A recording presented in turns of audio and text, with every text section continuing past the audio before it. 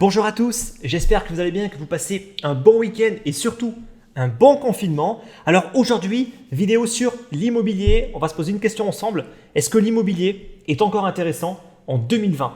J'ai vu plein de vidéos sur le sujet. Alors, je n'ai pas forcément regardé toutes les vidéos qui existent, mais j'ai regardé 2 ou 3 vidéos. Honnêtement, je me suis dit, bon, je pense que c'est important quand même de remettre les choses à plat, d'arrêter en fait d'avoir un avis qui est biaisé, parce que j'ai vraiment l'impression qu'il y a beaucoup d'avis aujourd'hui qui sont complètement biaisés.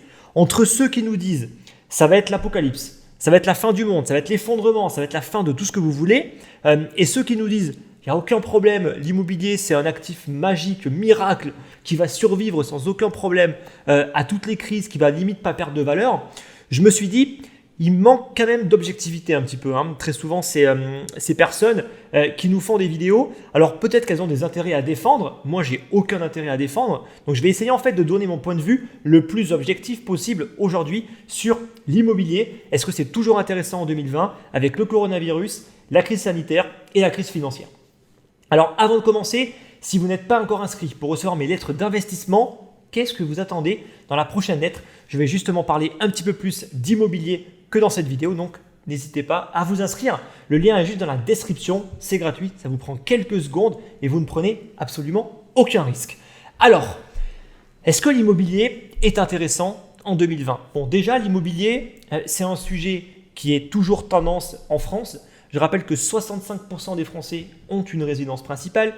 L'investissement immobilier, c'est l'investissement préféré des Français avec l'assurance vie sur fonds en euros. Ces 2 investissements-là, c'est vraiment les investissements qui sont les plus préférés par les Français. Pourquoi ? Parce qu'ils ont l'apparence de ne pas être risqués. Le fonds en euros, ça vous garantit un rendement. Donc on se dit c'est génial, je ne prends aucun risque. Mais bon, au final, ce n'est pas vraiment ça. Et l'immobilier, on se dit c'est de la pierre, ça ne bouge pas, c'est du solide. Donc c'est sécurisé, c'est sûr, il n'y a pas de risque. Ok, alors ça maintenant, on a déjà vu en fait dans une précédente vidéo, justement où je traitais en fait de l'immobilier, que l'immobilier pour moi en tout cas, c'est ma vision, c'est autant risqué qu'investir dans les actions. Et oui, l'immobilier ça peut perdre 50% en l'espace de quelques mois, comme les actions. Donc oui, l'immobilier c'est aussi très risqué. La seule différence c'est que l'immobilier n'est pas coté tous les jours, vous n'avez pas en fait la valeur de votre bien immobilier qui est mis à jour en gros comme ça tous les jours, comme ça peut être le cas sur un portefeuille financier. Maintenant, c'est vrai que ça a l'apparence d'être plus sûr, donc les gens, surtout en Europe et en France, parce qu'on déteste le risque, on va toujours se tourner en fait vers des choses qui paraissent moins risquées. Ce n'est pas forcément le cas, mais en tout cas, elles ont le mérite de paraître moins risquées. Pour le coup, c'est plutôt vrai. Voilà, donc ça reste un investissement ultra tendance et c'est important en tout cas pour moi, d'en parler. Donc moi, j'ai déjà fait en fait de l'investissement immobilier.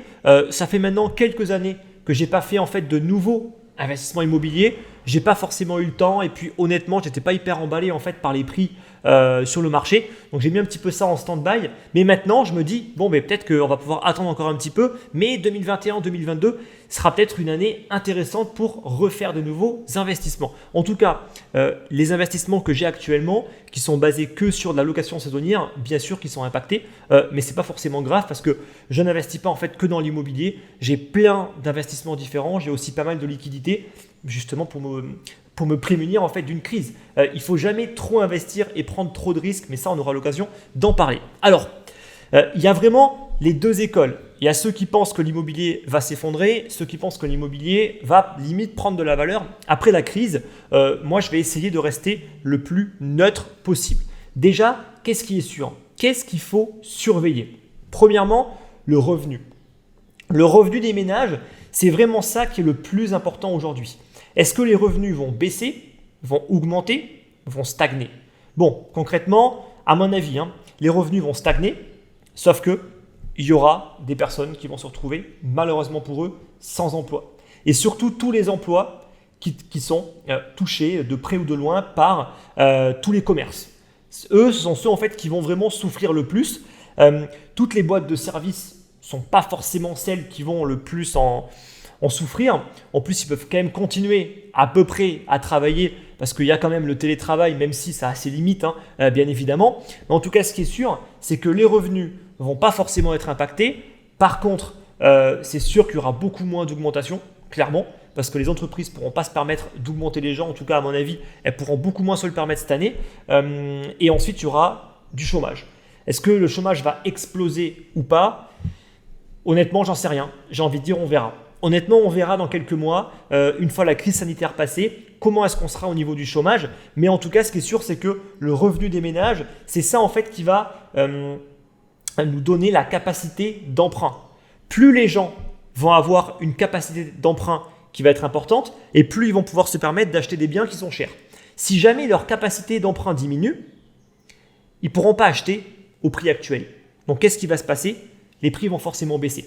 Je rappelle toujours que les prix, c'est en fonction de l'offre et de la demande. Si personne ne peut acheter au prix actuel, les prix vont automatiquement baisser. Parce que les vendeurs, ils ne vont pas attendre des plombes pour vendre. Ils vont tout de suite baisser leur prix. Donc, il y aura une baisse. C'est sûr qu'il y aura une baisse. De combien tout de suite là, honnêtement, j'en sais rien. Ce qui est sûr, c'est que cette année, il y aura une baisse. Est-ce qu'elle sera forte ou pas? Tout va dépendre de comment est-ce qu'on va retrouver l'économie une fois la crise sanitaire passée, et tout va dépendre du revenu des ménages. S'il stagne, voire s'il baisse, là, ça pourrait vraiment impacter l'immobilier. Si on a une vague de chômage très très forte, ça va impacter énormément l'immobilier. Donc ça, c'est vraiment des points qu'il faut absolument surveiller. Ensuite, la confiance. Ça aussi, c'est très important. Je rappelle que quand on achète des biens immobiliers, on s'endette. On s'endette sur 15, 20, voire 25 ans. Donc personne ne va s'endetter sur 20 ans si on n'a pas un minimum confiance en l'avenir.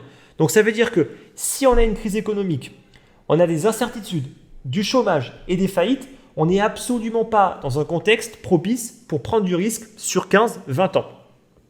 Donc les gens, ils vont repousser leur achat à plus tard, et ça pourra même booster la location. Parce que les gens vont se dire, ok, bon, peut-être que notre projet immobilier, on va peut-être le repousser, parce qu'on n'est même pas sûr en fait de garder notre emploi cette année. Donc, on ne va pas prendre trop de risques et on va louer. C'est largement envisageable. Donc, la confiance, c'est très important pour pouvoir avoir un marché de l'immobilier qui est sain. Si les gens ils ont confiance, qu'est-ce qu'ils font? Ils prennent des prêts, ils s'endettent et ils font des enfants. Et si on n'a pas confiance, eh bien, on fait tout l'inverse. On ne fait pas de gosses. Et on ne prend surtout pas de risque pour acheter une résidence principale qui va nous endetter sur 20 ans. Voilà. Et ensuite, le taux d'intérêt. Donc ça aussi, c'est important, il faut le surveiller, même si à mon sens, il ne va pas bouger. Je ne vois pas trop la Banque centrale et les banques commencer à réaugmenter leurs taux. Honnêtement, ça m'étonnerait. Peut-être que les banques vont être un petit peu plus frileuses sur prêter, mais je ne suis même pas sûr de ça. Honnêtement, aujourd'hui, les banques sont sous perfusion de la Banque centrale. C'est limite qu'ils ne prennent plus aucun risque. Donc, parce qu'ils savent très bien qu'ils seront sauvés si jamais ils font des conneries. Donc, franchement, je me dis, les taux d'intérêt, je ne pense pas qu'ils changent. Est-ce que les banques vont prendre moins de risques? Franchement, j'ai un doute parce qu'en 2019, les banques, elles ont prêté comme pas possible. On a eu un record d'achat de maisons, donc de propriétés en 2019. Donc ça veut dire que les banques, c'est nos limites, quoi. Avec la Banque centrale derrière pour les aider, je rappelle que les banques, quand elles prêtent de l'argent, elles créent de l'argent. Donc elles peuvent faire autant de prêts, limite, qu'elles veulent, surtout qu'en plus, elles ont la Banque centrale derrière, quoi. Donc non, franchement, par rapport au taux d'intérêt, je ne me fais pas trop de soucis. Par contre, maintenant, on va parler des business dans l'immobilier qui sont déjà fortement impactés. J'en vois deux. Je vois le tourisme et les commerces. Donc la location saisonnière et les emplacements commerciaux. Ces deux-là, ils sont clairement en train de souffrir énormément. Donc la location saisonnière, c'est simple. Quand il n'y a plus de touristes, il n'y a plus de location, il n'y a plus d'argent qui rentre. Donc là, c'est vraiment, vous devez payer chaque mois, pour ceux qui ont contracté des crédits, vos prêts, alors que vous n'avez aucune entrée d'argent. Donc là, concrètement, ceux qui ont pris trop de risques, qui ont acheté trop de biens, qui sont trop justes et qui en plus n'ont pas de cash de côté, eux, ils font banqueroute, direct. Ils ne pourront pas tenir en fait. Ils ne pourront pas tenir, alors ils vont tenir un mois ou deux, mais ne croyez pas en fait que ça va repartir d'aussitôt dès que le confinement va être terminé. D'abord, les frontières ne vont pas se réouvrir rapidement et les gens ne vont pas tout de suite repartir en vacances. À mon avis, cette année 2020 va être très mauvaise pour le tourisme en règle générale. Donc, ceux qui ont tout misé sur la location saisonnière, ça risque d'être compliqué, d'être très compliqué. En plus, ça pourrait provoquer des ventes massives de logements dans des endroits spécifiques où il y a beaucoup de location saisonnière, notamment les zones de vacances et les zones côtières. Donc ça peut être le sud-ouest ou le sud-est. Bon, il y a aussi, on part aussi en vacances ailleurs, je sais, mais vu que moi je suis quand même du sud, je vais plus en vacances dans le sud que dans le nord. Mais ça, c'est juste mon avis personnel. Ensuite, qu'est-ce qu'on a? On a les emplacements commerciaux.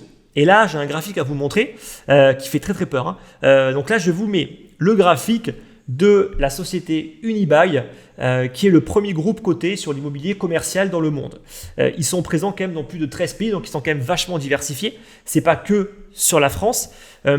Et leur portefeuille pèse quand même pour 64 milliards d'euros. Donc c'est du gros, c'est du très très gros. Qu'est-ce qu'on remarque?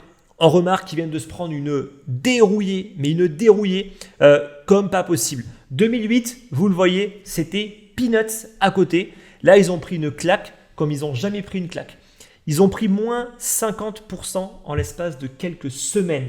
Donc, je ne sais pas en fait si vous vous rendez compte, mais le cours de l'action, il était sur plus de 260. Il est tombé en dessous de 50. Donc, ceux qui se sont positionnés sur ce type de groupe pour investir dans de l'immobilier commercial, ils viennent de se prendre une perte monumentale.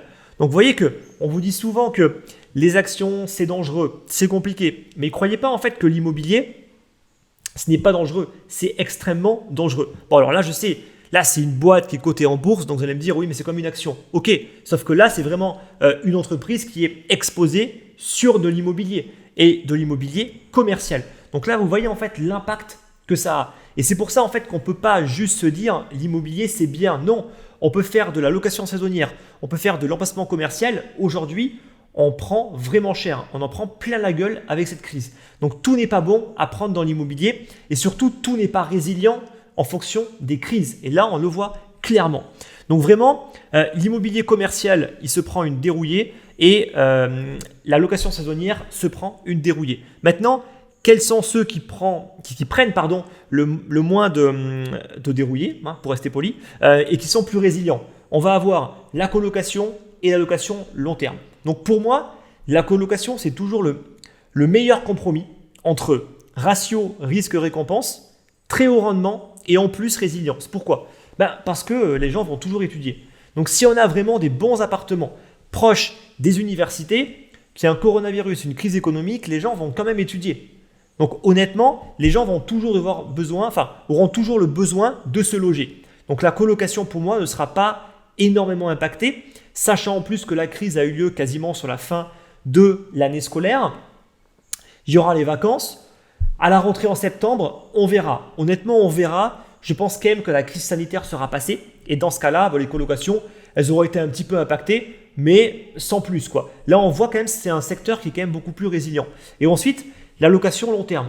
Pareil, pour moi, la location long terme ne sera pas forcément impactée, au contraire. Peut-être même que beaucoup de personnes vont annuler des achats, vont repousser leur achat de résidence principale et vont se mettre à louer parce qu'ils sont beaucoup plus sûrs, parce que ça donne beaucoup plus de flexibilité en fait d'être locataire plutôt que de s'endetter maintenant, justement parce que si on revient à ce que j'ai dit au début, il faut une confiance en l'avenir. Et si on n'a pas confiance en l'avenir, on va préférer louer plutôt que s'endetter et à acheter une résidence principale. Donc vous voyez que la location long terme, elle pourrait ne pas être tant impactée que ça. Après, on peut prendre également en compte le chômage. Si le chômage explose, par contre, là, ça pourrait être assez négatif pour la location long terme. Mais c'est pareil, ça, on n'en sait rien. On ne sait pas comment les choses vont évoluer. Une chose est sûre, c'est que pour l'instant, ces deux secteurs-là sont intéressants. La colocation et le long terme sont plutôt résilients.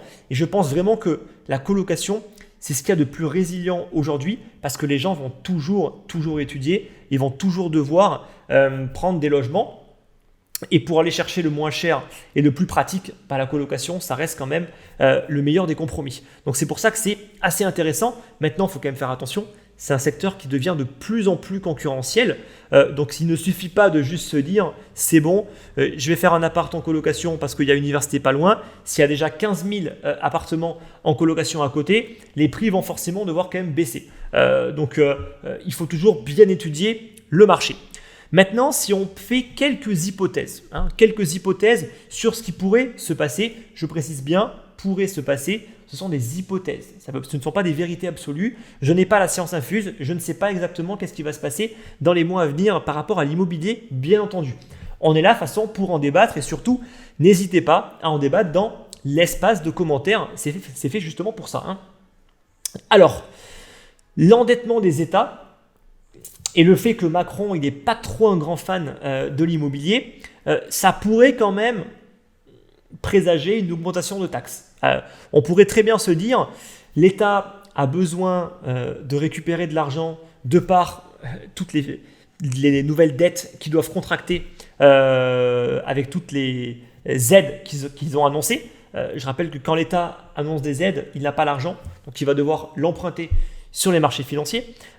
Et donc, il pourrait être amené, pour réduire son déficit un jour, s'ils veulent bien le réduire, à taxer davantage. Alors vous allez me dire, oui, on est déjà ultra taxé, je suis d'accord avec vous, mais je pense qu'il n'y a plus aucune limite aujourd'hui, également en termes de taxation.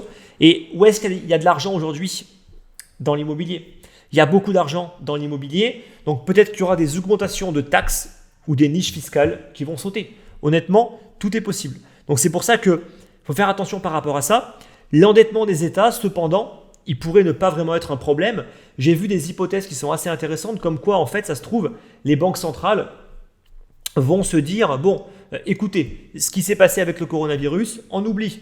On rachète toutes vos dettes contractées depuis le coronavirus, on les efface et on repart tranquillement. N'oubliez pas, en fait, que la BCE peut créer autant d'argent qu'il le souhaite, racheter autant d'obligations qu'il le souhaite, et donc il pourrait très bien se dire, bon ben, vu que tous les États ont contracté en fait ont fait exploser leur taux d'endettement, bon mais si tout le monde l'a fait, je pense que tout le monde sera d'accord pour qu'on annule la dette. Honnêtement, moi ça ne me choquerait pas. Voilà. Donc ça se trouve, le gouvernement n'aura pas besoin de retrouver plus d'argent. C'est possible également. Donc ça reste des hypothèses. Maintenant, les SCPI. Donc les SCPI, principalement celles qui vont être de près ou de loin investies dans de l'immobilier commercial. Ceux qui sont bien diversifiés, qui n'ont pas que du commercial, qui ont aussi des bureaux, donc des bureaux pour des boîtes de services, etc., et aussi pour du particulier avec des immeubles, ça va. Alors, ce qui est toujours mieux en SCPI, c'est les nues propriétés. Voilà. Ça reste les meilleurs et qui sont, à mon sens, les plus résilientes. Donc ça, c'est pareil, hein. Dans l'immobilier papier, tout n'est pas bon à prendre. Ensuite, ceux qui se sont massivement endettés en 2018-2019, au final, ils se sont quand même endettés en payant plein pot, vu qu'il y a eu un pic en plus au niveau du nombre d'achats en 2019. Donc, Dieu sait qu'il y a eu des crédits qui ont été contractés. Peut-être que beaucoup vont se retrouver à ne plus pouvoir payer leurs prêts, donc à vendre leur résidence. C'est possible. En plus, qu'est-ce qui pourrait être négatif, c'est qu'on tombe en récession, même si c'est quasiment aujourd'hui avéré, on le sait, on va être en récession. C'est pas forcément super pour ceux qui se sont endettés plein pot, vu qu'on va tomber en récession. Donc, vous voyez que ça, c'est pas forcément très positif pour le coup, et eux, ils pourraient clairement revendre pas mal leurs biens. Autre facteur qui est aussi possible, les divorces qui vont exploser. Je rappelle qu'au Japon, et notamment surtout en Chine, il y a eu une explosion des divorces à cause du confinement. Parce que quand on laisse les gens enfermés 2 mois, on se rend compte qu'au final, je ne supporte pas cette personne. Et donc, le nombre de personnes qui vont divorcer, et donc qui vont devoir vendre leur résidence qu'ils ont achetée à 2, ça pourrait être assez important. Et bon, il y a aussi le facteur, je n'ai pas forcément envie d'en parler, mais le facteur sur les morts qui va aussi faire qu'il y aura des ventes par rapport à ça. Même si c'est un petit peu glauque et que honnêtement, c'est pas forcément ce qu'on a envie en fait d'entendre, ça peut être un élément de plus qui peut faire qu'il y aura quand même beaucoup de ventes à la suite de la crise sanitaire. Ensuite, comme bonne nouvelle, on pourrait se dire en fait que l'immobilier, il va quand même offrir un rendement, ça il n'y a pas de doute par rapport à ça, qui est plus important que l'assurance vie sur fonds en euros. Donc déjà on se dit, bon les fonds en euros ça rapporte quasiment plus rien et honnêtement ça tend vers zéro, donc on pourrait se dire bon ce que j'ai en fait sur l'assurance vie, je pourrais peut-être le mettre sur une SCPI en nue propriété parce que c'est pas mal, oui ça coûte un petit peu cher pour rentrer, etc. Oui je sais, rien n'est parfait, mais on pourrait se dire ok c'est mieux parce qu'au moins ça génère un petit peu de rendement. Bon, il y a aussi les actions qui ne vont pas forcément redistribuer beaucoup de dividendes cette année, notamment en France. Après, à l'étranger, on ne sait pas encore. Je pense que des grands groupes comme Apple, Amazon, etc., eux, ils n'auront aucun problème pour redistribuer leurs dividendes. Ça, c'est uniquement spécifique à la France, où notre cher ami Bruno Le Maire a demandé aux entreprises de ne pas verser de dividendes. Pour ceux qui utilisaient l'aide de l'État, bien évidemment. Et peut-être que ça pourrait encore plus réconforter les gens de se dire, ok, dans ce cas-là, on va aller investir dans l'immobilier, c'est possible. Voilà, c'est possible. Ensuite, je pense que le marché du neuf va être impacté parce que toutes les constructions sont à l'arrêt. Donc, il y aura une offre qui va être assez limitée pour le neuf. Donc, le neuf pourrait s'en sortir plutôt correctement, même si ce n'est pas très intéressant pour investir. Voilà, il y a des pseudo-niches fiscales qui font croire aux gens que c'est intéressant. Il y a beaucoup de gens qui achètent du neuf alors qu'il ne faudrait pas, mais bon, c'est pas grave. Donc je me dis, vu qu'il n'y aura pas beaucoup d'offres sur le neuf, ça peut quand même booster un petit peu ce marché-là. Voilà, bon, c'est un petit peu des hypothèses sur l'immobilier pour 2020. Donc maintenant, est-ce que l'immobilier est un investissement qu'il faut fuir? Absolument pas. Comme d'habitude, il y a des crises, ça arrive régulièrement. En moyenne, tous les 8 ans, il y a une crise. Je rappelle qu'il y en a une en 2008, en 2000, ainsi de suite. Donc des crises, il y en a tout le temps. Je veux dire, c'est normal. Et durant les crises, malheureusement, il y a des personnes qui se retrouvent sur la paille, complètement fauchées, parce qu'ils vont se retrouver licenciés, ou alors ils ont investi, ils ont mal investi, ils ont pris trop de risques, et là, ils se retrouvent aujourd'hui en difficulté financière. Et de l'autre côté, il y a des personnes qui vont réussir à tenir en fait durant la crise, qui ne vont pas faire faillite, qui vont donc survivre pour le coup, sans pour le coup parler de la crise sanitaire, plus d'un point de vue investisseur. Ils vont survivre, ça veut dire qu'ils vont garder leur investissement, pouvoir passer justement la crise et pouvoir ensuite repartir sur de plus belles. Il y aura aussi des personnes qui vont arriver, qui ont du cash et qui vont pouvoir correctement investir. Voilà, donc comme toujours en fait dans les crises, il y a ceux qui vont perdre beaucoup et ceux qui vont en profiter pour gagner beaucoup plus tard. Voilà, donc pour moi l'immobilier c'est intéressant. J'ai fait un petit peu le tour en fait de tous les secteurs qui sont plus ou moins intéressants, dont ceux qui sont plus résilients que d'autres. Maintenant là on a une crise spécifique qui est liée au coronavirus. Ça ne veut pas dire en fait que la colocation demain ne sera pas impactée. D'accord, on n'en sait rien, on n'en sait absolument rien. Pour l'instant en tout cas, avec la crise actuelle, ça me semble être le secteur qui est le moins impacté. Également, il pourrait y avoir des villes en particulier qui sont touchées. Et je pense notamment à Toulouse. Pourquoi ? Parce qu'on sait en fait que le secteur de l'aérien, il va se prendre une claque comme jamais. Alors, ce n'est pas le seul secteur, mais en tout cas, le secteur du transport maritime et aérien, notamment les croisières, c'est pareil. Ils vont se prendre une claque énorme. Il faut savoir que les compagnies aériennes, déjà, elles ont des marges qui sont assez faibles. Et en plus, le fait que les avions soient cloués au sol, ça coûte des sommes phénoménales pour conserver les avions au sol. En fait, en termes de maintenance, ça coûte plus cher un avion qui est au sol qu'un avion qui vole. C'est assez incroyable, mais en fait, un avion n'a pas été conçu pour rester au parking. Et donc, aujourd'hui, les compagnies aériennes sont vraiment en fait dans de graves difficultés financières. Et si les compagnies aériennes vont mal, les constructeurs aériens vont pas forcément bien aller. Alors oui, je sais que Airbus a un carnet de commandes qui est super bien rempli. Quand même, il y a, je crois, Emirates, j'ai entendu qu'il avait déjà en fait demandé à repousser pas mal de livraisons, etc. Donc Airbus pourrait s'en sortir, mais honnêtement, aucun secteur n'est à l'abri. Et le secteur de l'aérien et du transport, c'est pas le secteur le plus résilient. Pour le coup, si on regarde par exemple les boîtes de la tech, comme Apple, Amazon, Google, eux, ils sont résilients. Ce sont vraiment des bonnes blue chips qui sont très résilientes et qui, même durant les crises, là on peut le voir, ne baissent quasiment pas. Par contre, on regarde des boîtes comme Airbus et les compagnies aériennes comme Air France par exemple, elles se prennent des dégringolades en bourse parce que ce sont des secteurs qui sont beaucoup plus impactés par les crises. Là et encore plus maintenant avec une crise où les gens sont confinés chez eux.